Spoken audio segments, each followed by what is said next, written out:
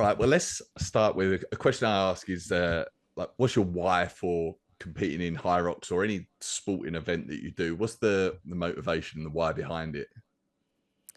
For me, it's always just having something to strive for. I think like training without a purpose is a little bit of a trap, I suppose, because you don't have anything specific that you're shooting for.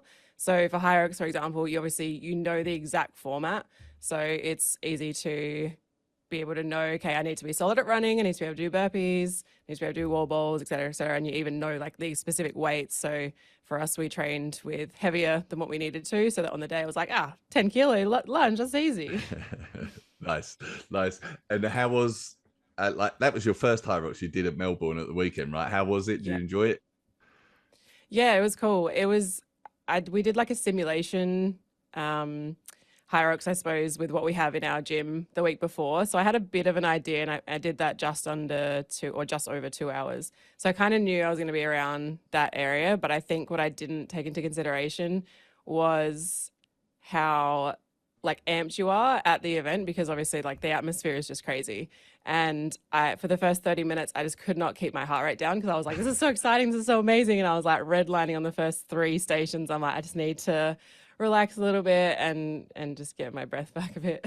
Yeah, yeah. That's something that they do really well, like that tunnel, the start line. It just Hmm. you feel like this like professional athlete going out, and the hype is real, and that's why like so many people go out so fast because Yeah, you for are, sure. your heart rate's through the roof at that point. So you train for it, and like we're here with Jeff as well, like your personal trainer, but you both basically trained for the event, you prepared for it. It was you enjoy the training for Yeah, it. yeah. So I suppose it started off at Grace and I meeting each other at obstacle course racing. So we've got a pretty rich background in that. We both competed at the World Championship level for obstacle course racing. So the training that we did for this is pretty sport specific. We've got the rower, we got the treadie there. So all of the sorts of things, wall balls as well. Yeah, so specific training for the event. Being a trainer, a coach myself, that's kind of what I do for my clients here is making sure we're working for what the goals specifically are. Okay, and I know you did Melbourne as well. Was that your first HYROX? It was the first, yeah. We haven't been traveling a lot recently. We've got a brand new house, so I'm trying to stay home at that most recently. But yeah, with getting out there to Melbourne, and funnily enough, seeing all the athletes that I had caught up with, or that I knew from years ago as well, that have kind of migrated to the HYROX world now. There was really, really good, yeah, really good atmosphere. Awesome. Did anything catch either of you by surprise? Like I know you said you've done like some sims and things like that. Was there any surprises on the day? Um, Honestly, like the runs, I am a pretty confident runner. We've done Red Bull Defiance, which is an adventure race. We've done OCR World Champs, which was 16 Ks, Jeff, I think. Mm, yep. We've done like half marathons, all that kind of stuff. So like I consider myself a pretty strong runner. And funnily enough, the runs is where like my calves started to cramp, my quads were just so angry at me. Like coming off the burpees, for example, I'm really confident in burpees and lunges and wall balls, and I feel like those are the stations where I felt good. But because I felt good, I think I pushed like way too hard. So then I'd come into the runs and be like, "Oh, okay, yep, I'm feeling now everything that I just pushed." Yeah. How about you, Jeff? I suppose from my perspective, so I had the 7 kilo camera gimbal and I was chasing Grace around for her whole race as well.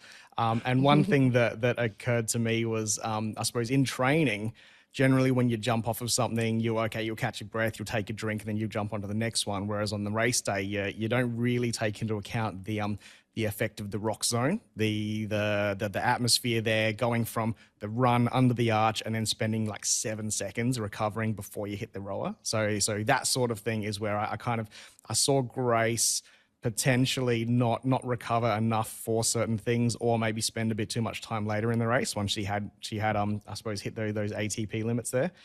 So yeah, that was one thing which she probably didn't expect. Personally, I tore my calf 8 weeks ago, so I'm on a recovery a path with that one, and I suppose going from sled pushes to another run, I didn't expect like how much that actually taxes the legs. HYROX is a very, very leg heavy sport. That's the I suppose the thing that occurred to me. It's very quad, very, very hammy, very calf intensive. Yeah, definitely. Yeah, I think that's something I didn't think of. Like when we did our simulation and training, it was literally like jump off the rower, go on the treadmill. And like the transition from row to run was literally like 3 seconds.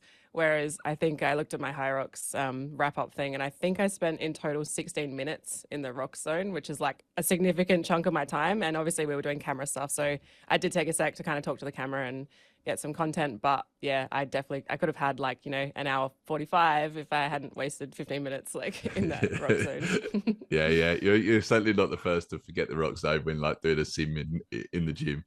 I got to ask, I know we sort of briefly spoke about tier just before the race. So what was the hype around Melbourne in terms of like tier and James being in the race, and then like the doubles events that were going on? Was it like good atmosphere at the event?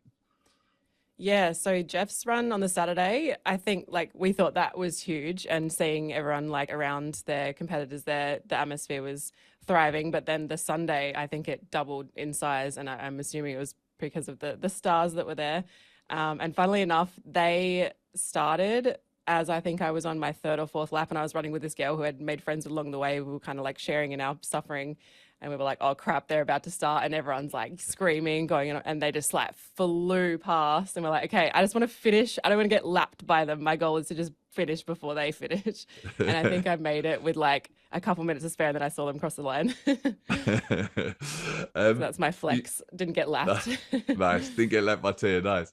Yeah. What you mentioned like briefly some of the other sporting events that you've done up to now, like half marathons and so on. Can you tell us a bit about those, and like any particular favorites, and where does HYROX rank in all of that? Yeah, so probably my biggest one to date is the obstacle course racing World Championships. So that was in 2017 in Canada. And that was across, you remind me, Jeff, because he's done 5 of them or something. What's the format? It was the first day was like first day was the smaller... the short course. Yeah. So it was a 3 kilometer short course with about 15 obstacles. And then the next day the main event was the 15 kilometer with, I think it clocked at about 40 obstacles or so. Yeah, so the 15K was like, imagine, so it's literally ski slopes and it's mud up a ski slope. So at points in time, I was on my hands and knees, like almost crying, like trying to get up these freaking mountains. And then you'd have to come into an obstacle. One that comes to mind is called Dragon's Back. And it's basically, you have a huge metal pole that you have to basically jump out to across, I don't know, a couple of meters, and you have to try to land, grab the pole, and then pull yourself up. So you're just praying that you don't smash your face on this pole and knock yourself out, because it's quite a big drop down as well. Definitely a massive mental game. Like the obstacles are very technical, but they're also like very scary. So there's a rope climb that when I got to the top, like I started having a bit of a panic attack because I looked up and I was like, oh my God, I'm so high. And a girl had literally just fallen off and like broken her ankle in front of me. So I was like just praying that I could get down safely, and you're just running on adrenaline and fear. And it took me 6 hours to do the whole course. It was a slog, but yeah, probably one of the greatest things. Like I'm not really a crier, but I just like broke down into tears across the line because I had put everything out there, and it was such a huge accomplishment for sure. Nice. How is the training like for OCR compared to HYROX? Obviously, like there's the specificity like of the row and everything like you've already touched on, but do you find like the strength requirements in HYROX are much higher than OCR, for example? Is it upper and lower body dominant difference? What's the primary differences you think?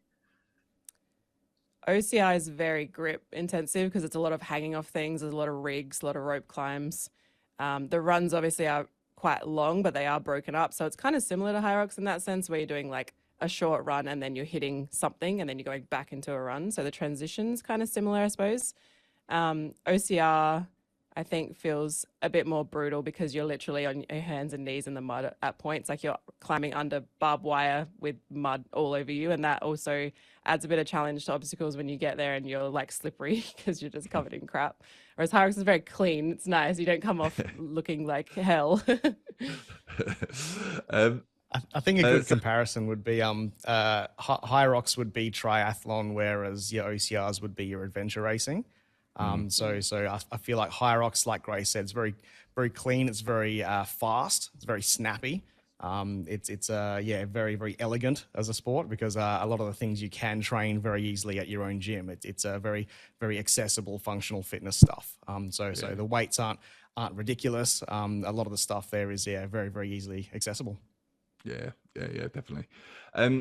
We've talked about your sporting background, but Grace, but can you tell us a bit about your gaming background, what you do, what people know you for, and we'll get into that a little bit.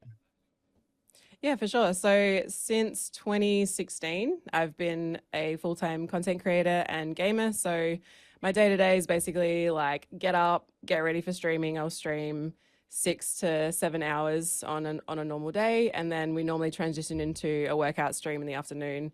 And that's something that like Red Bull has really been supportive of, because the stereotype of a gamer is not someone that's going and doing HYROX or going and doing an adventure race. And that's kind of something that I really love to try to break down that stigma and be like, hey, gamers can also get after it and can also go and get sweaty and actually do like some pretty impressive things in terms of fitness. So yeah, trying to do that with HYROX was really fun. And I think it's just good to get out there amongst other people, because what I do is very solitary, I suppose. I'm in this space. This is my place of business, my place of work, and where I stream from. So it's nice to just get out there and get amongst people, and especially when it's something like HYROX where the vibes are so positive because everyone's just there trying to, do their best and set their best time. So it's a really fun goal.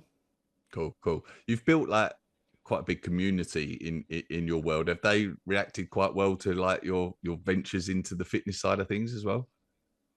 Yeah, for sure. I think just being that role model, I suppose, like I don't like to pump myself up too much, but I think just being someone they can look up to and be like, okay, so I can actually probably do this. And I think putting myself out there, even though it might seem like a big goal or might seem out of my wheelhouse, I suppose, I think I like to do that for people, to be like, hey, if I can do it, you can do it. I'm not spectacular. I'm not like a crazy elite athlete. I'm not Tia, but I still went and gave it a crack. So there's no reason why you guys can't too. Yeah. You mentioned that you work with Red Bull. They're like that you're like a Red Bull, and we've had a few like Red Bull athletes on this podcast as well. What's that experience like working with them? Everyone I've spoken to has been like extremely positive about what it's like working with Red Bull. Yeah, honestly, they are one of the best companies to work with. They're always innovating and always like encouraging. So I'm a Red Bull player. So there's Red Bull athletes who are like at the peak of their sport. And then I'm a Red Bull player in terms of content creation. So I'm in the field of gaming, but I'm like a personality, not like a pro gamer. There's different distinctions of gamers. And yeah, I've got to go in stunt planes. I hopefully will get to do skydiving at some point. That's kind of on my list to try.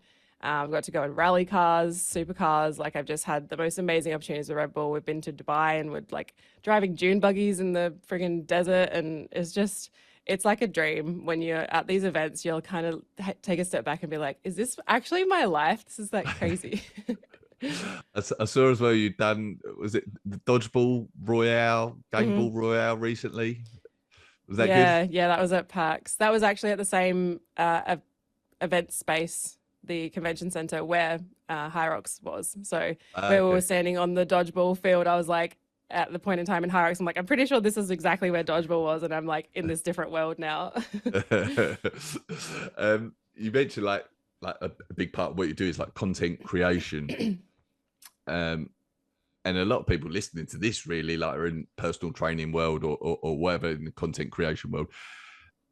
I'm not sure what my question really is really, but like, do you have any like tips? Like, obviously you've been really successful in that area. Is there any tips for people that are trying to get into the content creation world that you could share? Yeah, I think it's obviously hyper competitive, and I think it really blew up during COVID, obviously, because people were forced inside and forced to think, well, what am I going to do while I'm in here? I'm going to pick up a new hobby or something. I think the most important thing is to, if you can have a very specific focus, if you have a niche that maybe it's not necessarily not going to exist because everything exists on the internet, but if you have a niche, lean into it and just focus on one thing at a time. I think people like me, it can be a little bit tougher because I kind of do variety. So I do like fitness content, I'll do gaming content, I'll do tech, I do education. So I'm kind of like a jack of all trades. But I think what the algorithm really favors these days is like one specific topic at a time. So if you have one thing that you're really passionate about, make sure that you care about it, because chances are you're not going to make it into a career, and at the very least you'll have fun doing it, and like that's still a win, right? If you can find something that you love, make content around it, make stuff that you're really proud of, just make sure when you're putting things out you look back and go, man, that's really cool that I made that, because if it doesn't get any views, you at least have this thing that you made that you're proud of, right? Yeah, definitely. Do you experience much like negativity as well, like just being online, being a personality online? Do you presumably you come across a bit of that? Do you? Yeah, for sure. I think the gaming world especially, it kind of caters to men a lot more. So as a woman coming into it, and especially as a woman that doesn't really take a lot of crap from people, I think people don't take to that too kindly sometimes. And it's taken a long time to kind of get to the point where I don't take crap from people, because it's kind of scary when you first start off and you're just wanting to build a community. But yeah, I think a part of the reason why I have been able to build a really close, supportive community is that I have been kind of standing up for myself and maybe encouraging others in my community to do the same. Because yeah, the gaming world started very like male dominant. Obviously, a lot of women have gotten more involved over time, and we're not going anywhere. So I think it's nice to just have a group of people that support me, kind of showing up and being that female presence in the space. Okay. I was going to ask you about that actually. Like, is it a male dominated industry? Have you had, has there been resistance? Has it been tough to break into that world, or is it because, well, yeah, has it been tough? Yeah, for sure. I think it's a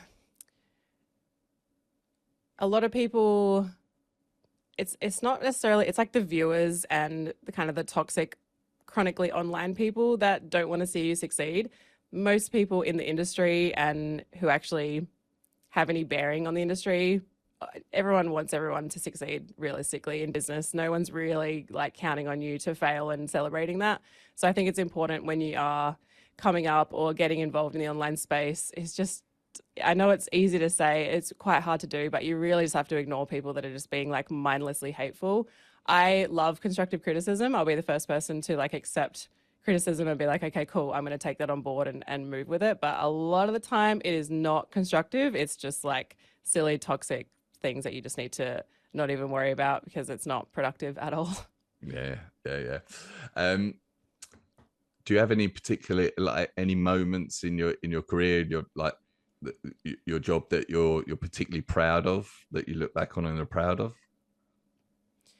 Yeah, I think the most important moment for me was getting signed with Red Bull officially. So I worked with them for a few years in a very casual capacity. And then in 2021, I became like officially a branded player. So only branded athletes and players are allowed to wear the logos. They're allowed to wear the hats. That's kind of like the stamp of approval from Red Bull, and really putting that validation, like having a brand like Red Bull validate you and be like, you are one of ours now. That's kind of as good as it gets, I think. Okay, nice. One question I always ask everyone, like switching subjects a little bit, is around their mindset in races, in sport, in everything that they do. And I appreciate it can vary depending on the event that you're doing, but in something like HYROX, when you're pushing in, when things are getting tough, where does your mind go to help you with that? I think I take a lot of motivation, like in those moments of the suck. I think I just take a little bit of a look around me and go like, I'm so lucky to be here. I'm so privileged to have an able body that is capable of even doing any of these movements. So I just try to grab myself a bit in that and look around and be like, okay, everyone here is suffering. No one here right now is loving their life. I just got to keep going and just cross the line. There wasn't really a point in my mind during HYROX that I was like, I want to quit. It was always, I'm going to cross the line. It's just whether or not how quickly I was going to cross the line without my heart just exploding. That's one of the things with HYROX, in that just like short enough? Like you compare it to that OCR event, which was like 6 hours. There must be times during that where you do start to think about quitting versus, you know, something that Definitely. takes 1 or 2. Yeah. It's just short enough in my head anyway. Mm-hmm. How about you, Jeff? Like mindset wise during the sporting events and things that you've done? I think you hit the nail on the head there. It's I suppose it's the idea that, and so one of the things that we've got into with the Red Bull partnership is one of their big charities is Wings for Life. And each year we do a lot of work with Wings for Life, which is the spinal cord injury research. And a lot of the times as you're running that, it's a race without a finish line. And so the mindset becomes now, look, we are fortunate. We are really, really privileged to have able body, able legs. We can do this. So let's not squander that opportunity as a human. We're going to push through this. And so it's again, as a trainer, my day-to-day is talking about mindset with people. It's all about, you know, what is it that you can do? And this workout isn't about calories. It isn't about, you know, the sins of your last meal there. It's about celebrating you as a human and what you're capable of doing. And exactly like HYROX there, everyone should be celebrating. And that's the feeling that you get there at HYROX. This is a celebration of your physical abilities. But yeah, the digging deep for me, so I came 10th on the planet in 24-hour obstacle course racing. Nice. And Grace has had the opportunity to be my pit crew on one of those races, and that's where you can see where the depravities of the human mind when you do start having to dig deep. It's rough. So no sleep for 24 hours on your feet. It's crazy. So like you said, the HYROX field is just short enough to be. Look, dare I say it, like fun and enjoyable for an hour and a half, 2 hours or so of just that elevated heart rate. You obviously weren't pushing hard enough if you found it fun and enjoyable. Yeah. Oh, I blame the calf on that one. The heart rate wasn't in the red just yet, but the legs were feeling it. Okay. There's a few like standardized questions that we have on this podcast, and one is like, what's been your best ever sporting experience? Does one stand out for either of you? Is it the OCR side of things? Yeah, for me, it has to be World Champs. There's nothing that hit like that. It was just, it's so hard to put into words, like unfathomable feeling of just absolute relief of putting it all out there, leaving like literally my soul on that mountain in Canada and just coming to the end and getting that beautiful trophy or the medal at the end was just the best moment. And then we did another run the next day in the trios. Wow. Because it was 3 days. It was like so tough coming off of that as well. And, you know, being sore from the first days. And yeah, that event was pretty incredible. How about you, Jeff? Look, honestly, for me, so when I sort of retired from elite racing and became a coach, became a trainer, for me, the highlights are actually watching people like Grace. So we trained Grace from basically not being able to do a push-up the week that I met her, into qualifying for World Champs. So in that one race, she did 330 burpees just as penalty. Wow. Into getting to represent Australia in obstacle course racing. So seeing people like Grace, number one, that's I suppose close to my heart, but also my clients, getting them through their first HYROX, their first ever marathon, their first ever ultra, those sorts of things. They're the highlights for me as a trainer in these sorts of sporting moments. Love it. How about your toughest sporting experiences? Is it the same answer? Yeah. Yeah, probably the World Champs for sure, but we also I was probably a little underprepared. I did a 30K run from the hills to the coast in South Australia. And I think I was last at one point because I had like the guy at the back kind of trailing the last person, and that really messed with my mindset because I was like, cool, I'm the worst here, awesome. And I was like kind of fighting that of being the slowest person on the court. And yeah, that was really tough, but my body just wasn't really ready for that kind of run, and running on the road, I wasn't really prepped. We've done a lot of trail running. I don't really like doing road runs, so that was kind of a big adjustment as well. So I think mindset wise, yeah, that was actually really tough for me. Well, So, what's tough in the mindset with those things as well is that you really don't give yourself any concession. I think a lot of people don't give themselves concession. And what Grace doesn't mention there is that it's 30 kilometers on road downhill. And anyone that's a seasoned runner will know that downhill is often worse than uphill. It really taxes the knees and the quads there. So that's where she felt it, and so she didn't mention that, and so she does have to understand that it was harder conditions than what like a normal flat run. yeah, It was also just after COVID, so the event numbers were probably an eighth of what they normally are. So it was only like the real fast runners that were out there, but I still was like, I suck, I'm last. That's one nice thing about HYROX, actually, isn't it? That there's just so much going on. Like no one ever knows if they're last. No one knows how the other person is doing, anything like that. It's For sure. It's nice that anyone can run on the same time as Tia, and no one really knows who's better out of the two of you. It was nice as well for like connecting with people on the course, because you'd run along with someone and you'd see they were suffering. You're like, hey, how's it going? Like, what are you up to next? And they'd be like, oh, my next station's wall balls. You'd be like, oh, that's so brutal. Like, you got this. And it's just like a nice way to connect with people while you're in that hurt locker. Yeah, definitely. What's been the best piece of, I appreciate you've only done like one HYROX, both of you, but what's been the best piece of advice someone's given you or you've discovered while training for HYROX? Get massive quads. It's all quads. I don't know if what do we do? You take it, Jeff, and I'll have a think. I think the pacing's a big thing. Being both of us being our first HYROX, and we're not privileged enough to have, I suppose, a ski erg here in our gym. Just knowing how to pace yourself on unknown equipment, I think is the biggest trap. And so we were walking around speaking to some of the people that had just finished, and they had some very good advice about, you know what, the first lap, don't even worry about your pace, just take that first lap real easy. And then once you get to the ski erg, that's when you want to start feeling it out, feeling the pacing. And just that first half, like with most, or like with a lot of good training runs, you'll want to try and look at that negative split. You want to have enough left in the tank so that at the second half of the race, you can really, really just floor it. Yeah, so I think, I forgot what I was going to say.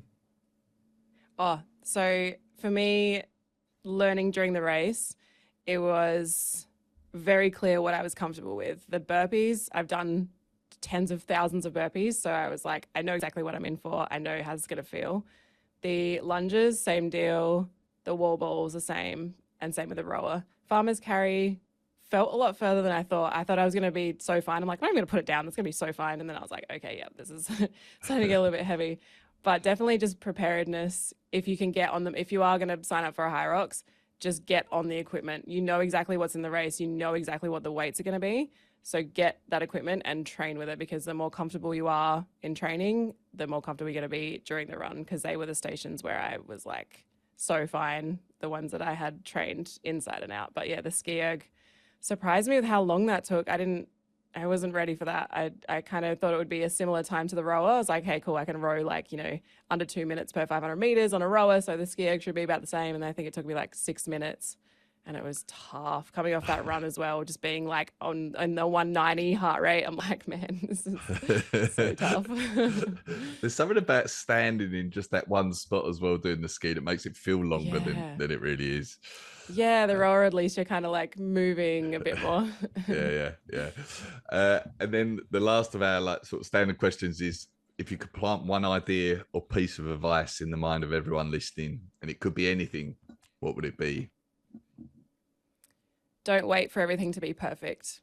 I think it relates to content creation. It relates to fitness. We have people come to us when we're training. They're like, oh, I'll train with you guys once I'm fit. And we're like, but we want you to train with us to become like more comfortable. It's not like a destination. It's a journey, right? I know it's so cliche to say, but it's the same with content creation. You find people that are like, oh, I'll make videos once I have this new camera, or once I have this new microphone, or once I have this beautiful setup. It's like, just start now, because your first pieces of content aren't going to be pretty. Your first training sessions aren't going to be pretty, but you have to start at some stage to get to where you want to be. Love it. Funnily enough, but ages ago now, we had a sports psychologist on here, and she sort of said, like, you've got to ban the word perfect from your vocabulary. Like, like stop aiming for that, because like you're just never going to get it, and just get on with things. So yeah, love that. Progression is my P word. Progression. Yeah. But progression is always better than perfect. Yeah. Love it. Right, awesome. Well, thank you for this. This has been great. Have you got any more HYROX plans, or that's it for now? If it comes to our city, so we went to Melbourne to do the event. We're in Adelaide, which is down south. If it comes to Adelaide, then I think Jeff and I would definitely give doubles a go. I think that'd be a really fun dynamic of kind of figuring out what stations we're good at. I think the only thing I would be worried about is slowing down Jeff's runs, because he's a much more confident runner than me. I think I'd probably take the rower. What do you reckon, Jeff? What would you shine in? Yeah. I think you'd be rower, and the lunges, to be honest, and we're pretty evenly paced on burpees, so we could split that pretty well. I felt pretty good doing the wall balls too, because we'd been training with a 9 kilo ball, and the one that I had to do at HYROX was only 4, so I was kind of like, oh, this seems so light. Nice, yeah, doubles nice. I think is in our future for sure. All right, awesome. And I saw when I was researching for this, I saw in an interview you talked about where you're like the meaning behind some of your tattoos, and one was like representing like the OCR World Championships that you've done that we spoke about. So I was going to ask, are you going to get a HYROX tattoo, or is it too soon for that yet? Maybe too soon. Maybe I need to get a little bit higher on the leaderboard, I think, to mark that on me permanently. Okay. All right. Well, thank you for this. Where should people go if they want to follow you, find out more about you, everything like that? Yeah, my username is IamFallFromGrace on everywhere: YouTube, Twitch, Twitter, Instagram, everywhere. Okay, awesome. Jeff? Yeah, Fit for Purpose is the channel that Grace and I started 7 years ago, and that's where she does all of her fitness content, or the majority of the fitness content over here in this gym.